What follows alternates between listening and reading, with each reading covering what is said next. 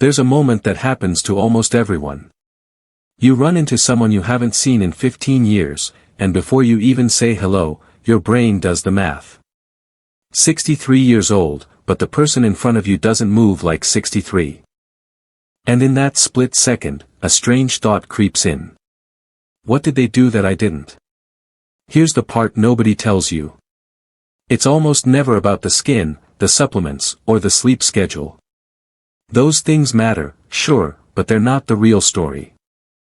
The real story is happening somewhere you can't see, inside the mind, long before it shows up on the face. Because psychology has known something for a long time that most people never get told. Your thoughts shape your behavior, and your behavior becomes your habits. Repeated for 30 or 40 years, those habits eventually write themselves onto your body and your energy. Two people can be born the same year, same neighborhood, same income, and by 60, one of them looks like they're winding down while the other looks like they're just getting started. That gap isn't random. It's built, one decision at a time. So today, we're going through 7 psychological habits hiding inside the minds of people who simply refuse to age the way everyone expects them to. Stay with me until the end, because the 7th one connects to something that ties all of this together. Picture a 70-year-old sitting down at a laptop for the first time to learn how to edit video, or signing up for a pottery class, or trying a dating app at 71, because why not?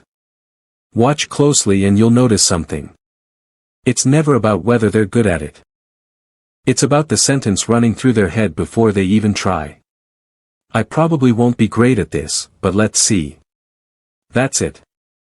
That one sentence is doing more anti-aging work than any cream on the market, because it tells the brain something critical, that growth is still on the table.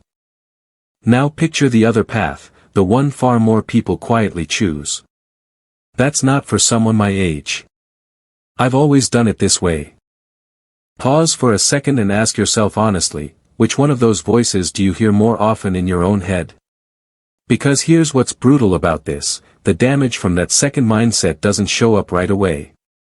A mind that keeps the windows open stays bright. A mind that's been sealed shut for a decade goes stale. And eventually, so does the person living inside it. Most of us were taught the order goes like this.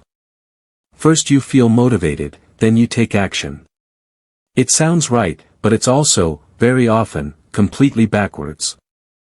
Think about the last time you waited to feel like calling someone back, or going for a walk. How long did you wait? Are you maybe still waiting? Motivation is unreliable. It shows up late, if it shows up at all. But here's what almost nobody tells you, action creates motivation, not the other way around. People who stay sharp, light, and young well into their 70s have made peace with an uncomfortable truth. You don't need to want to do something in order to do it. You just need to move. It's like pushing a car that's stalled in the road. That very first push is brutal, but the second it starts rolling, everything gets easier. Most people quit standing still, convinced they need to feel ready first. They never do, and the car never moves. From the outside, some people just look like they handle everything. Change, setbacks, new situations, none of it seems to rattle them.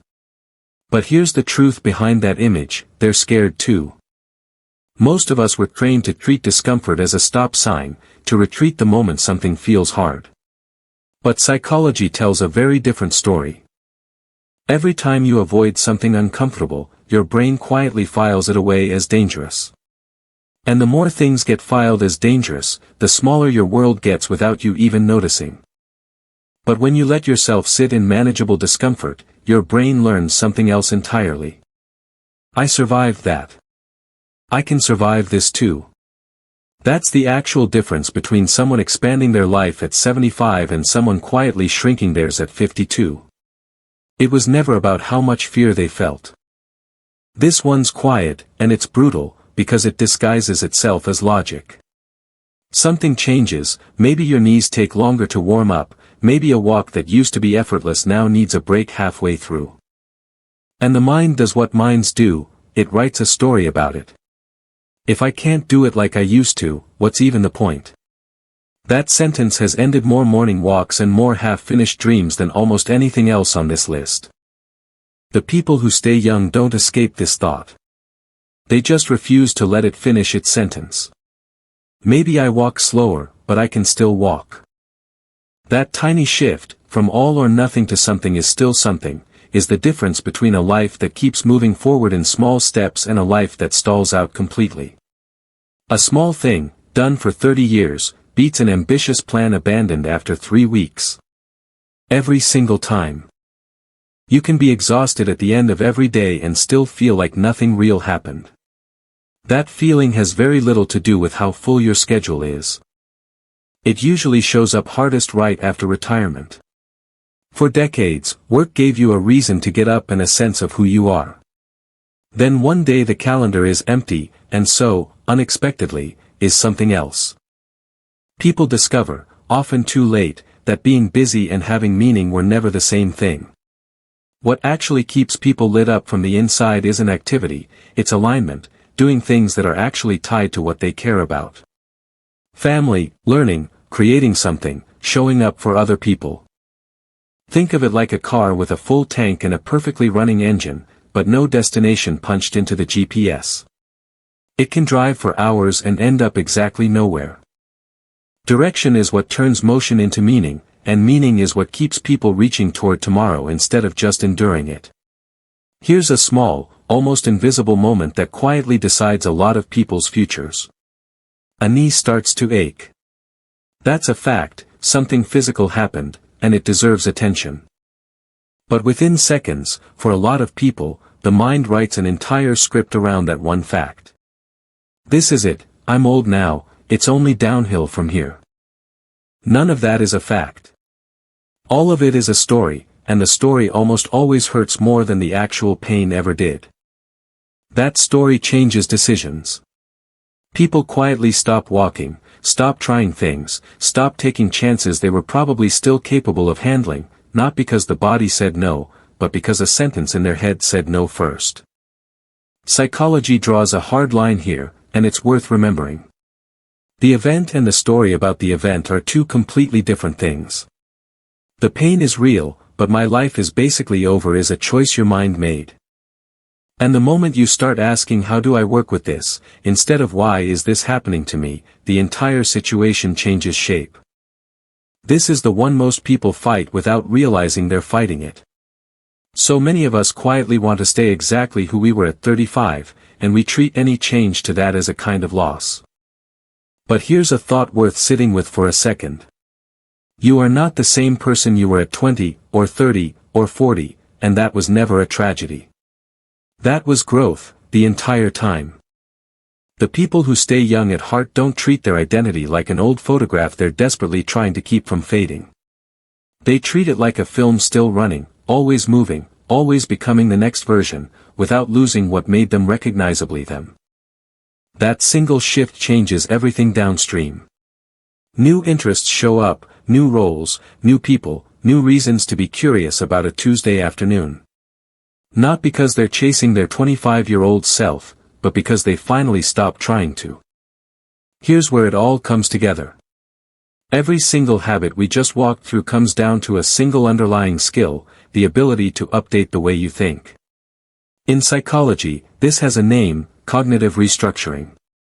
It simply means you stop treating every thought that crosses your mind as automatically true. Look back at everything we covered. Someone challenges, I'm too old to learn this. Someone challenges, I need to feel motivated before I act. Every single shift starts the same way, by refusing to obey an old thought just because it showed up first. A lot of people, somewhere around 60, start saying that's just who I am. What that often actually means is, I've decided to keep thinking the way I've always thought, and that, far more than any birthday, is where the aging quietly begins. Picture using a paper map from 1985 to drive through a city that's been completely rebuilt. The roads you're trusting don't exist anymore, but you keep following them anyway, because they're familiar. Updating your thinking is just redrawing the map to match the world you're actually living in now. People who stay young were never the ones who somehow avoided getting older. They're the ones who never stopped updating, and as the thinking changes, the energy changes too. Not because they were chasing youth, but because they refused to let an outdated thought decide who they were still allowed to become. So here's the question worth sitting with after this video ends. Out of these 7 habits, which one have you let slip the most over the years? And maybe more importantly, which one could you pick back up, starting today? Like to learn more about human psychology? Like, comment, and share this video. Subscribe my channel now. Thank you for watching.